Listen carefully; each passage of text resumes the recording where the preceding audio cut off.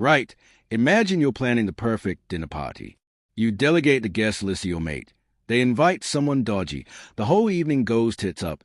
And then when everyone's asking what happened, your mate points directly at you and says, well, they organized the whole thing.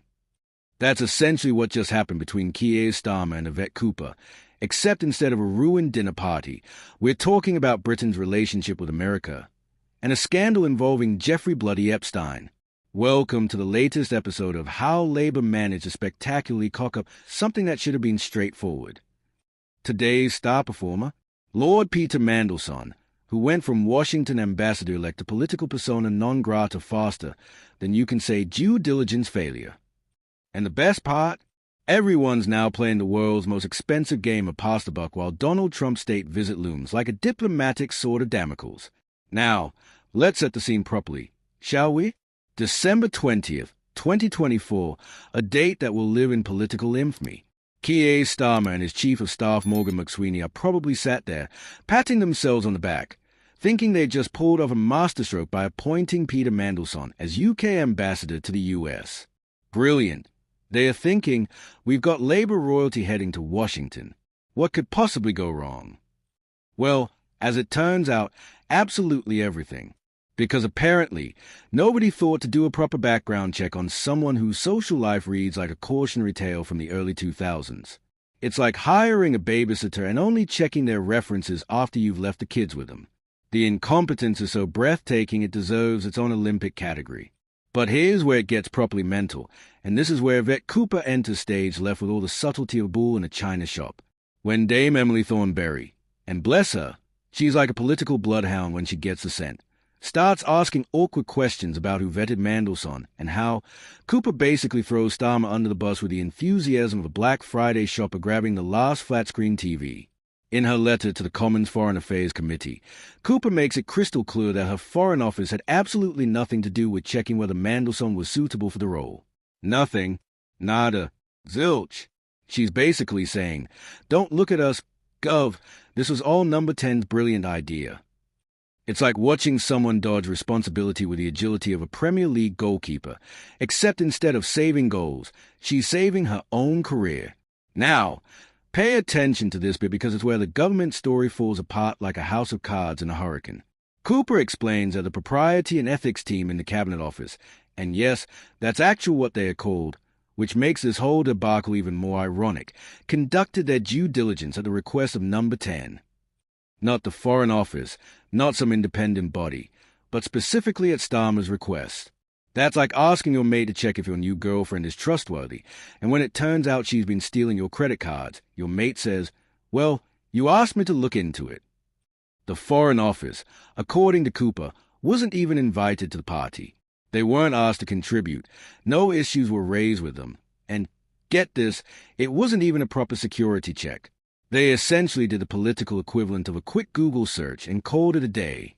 It's like buying a used car without looking under the bonnet, and then acting shocked when the engine explodes on the motorway. But wait, there's more. The formal security vetting, you know, the bit where they actually check if someone might be vulnerable to blackmail or have dodgy connections, only happened after Mandelson's appointment was made public. Let that sink in for a moment. They announced to the world that this man would be representing Britain's interests in Washington before they'd even properly checked if he was suitable for the job. It's like proposing marriage on the first date and then asking your friends if they think your partner might be a serial killer. And here's the beautiful irony of it all. The very process that was supposed to catch these kinds of issues completely failed because apparently nobody thought Jeffrey Epstein connections might be relevant to a diplomatic posting. The Cabinet Office reportedly offered up a measly 2-page summary of Mandelson's known friendship with Epstein. 2 pages. I've seen longer shopping lists. You could write War and Peace about the potential diplomatic complications, but apparently 2 pages were sufficient to wade through Britain's next ambassador to America. Meanwhile, Starmer's nowhere to be found when Parliament debates this omnishambles on Tuesday. Kimi Badenoch absolutely nails him for hiding from Parliament, and frankly, can you blame the man? If I'd just overseen a diplomatic appointment that went from triumph to disaster faster than a British summer, I'd probably want to hide under a duvet too. But here's the thing about being Prime Minister. You can't just vanish when your decisions blow up in your face like a dodgy firework. The timing of this whole debacle couldn't be more perfectly awful if it had been scripted by political satirists with a grudge against Labour. Trump's state visit is coming up. You know, that small matter of maintaining the special relationship with our most important ally, and instead of preparing for crucial diplomatic talks, we all sat here wondering how Britain managed to nominate someone with Epstein connections to represent us in Washington. It's like turning up to a job interview with your CV covered in coffee stains and wondering why you didn't get the position. Sir David Davis, bless his cotton socks, cuts right to the heart of it when he talks about the double standards applied to Labour royalty. Because let's be honest here, if this had been some backbench Tory MP with Epstein connections, they'd have been expelled from the party faster than you could say inappropriate relationship. But Mandelson, he gets to keep the Labour whip like it's some sort of consolation prize. It's like getting caught cheating in an exam but being allowed to keep your degree because you're the headmaster's favourite student. What makes this whole situation even more delicious is watching Cooper's masterclass in political blame shifting. She's essentially saying, look, we at the Foreign Office are the professionals who know how to vet ambassadors properly, but nobody asked us, so when it all went wrong, don't come crying to us. It's like being the designated driver who gets excluded from choosing the restaurant, and then watching everyone get food poisoning from the dodgy takeaway they picked instead. And let's talk about Morgan McSweeney for a hot minute, shall we? Starmer's chief of staff, the man who's supposed to be the political mastermind behind the operation. Here's the one who, along with Starmer, thought appointing Mandelson was such a brilliant idea. Now is probably sat in number 10 wondering if his CV is up to date, because when your political judgment is so spectacularly wrong that it threatens diplomatic relations with America, you might want to start browsing job sites. The opposition is having an absolute field day with this, and who can blame them? When your opponents hand you a gift-wrap scandal involving Jeffrey Epstein, failed vetting procedures, and international embarrassment, you don't look a gift horse in the mouth. You ride it all the way to the next election. Keir is probably lighting candles in gratitude because Labour have just handed the Tories their best attack line since Partygate. But here's what's really mental about this whole situation. It was entirely avoidable. All they had to do was follow their own bloody procedures. Get the Foreign Office involved from the start, do proper security vetting before making announcements, and maybe, just maybe, consider that someone with documented connections to a convicted sex offender might not be the ideal choice to represent Britain on the world stage. It's not rocket science, it's basic common sense. The really tragic part is that this reflects terribly on Britain's reputation internationally. We're supposed to be a serious country with robust institutions and careful procedures. Instead, we look like we're run by people who make important decisions with all the careful consideration of a drunk person ordering kebabs at 2 a.m.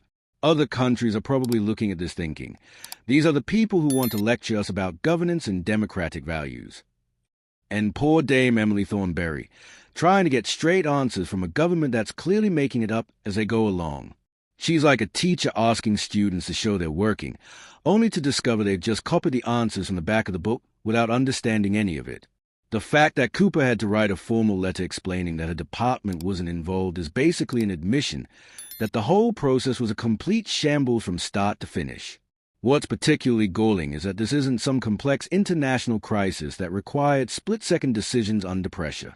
This was a routine ambassadorial appointment that they had months to get right. They could have taken their time, done proper background checks, consulted all the relevant departments, and made sure everything was squeaky clean. Instead, they rushed it like last-minute Christmas shopping and are now dealing with the consequences. The fact that formal security vetting only started after the public announcement suggests that someone in number 10 was so confident in their choice that they didn't think proper checks were necessary. That level of arrogance is breathtaking. It's like announcing your engagement before checking if your partner is already married.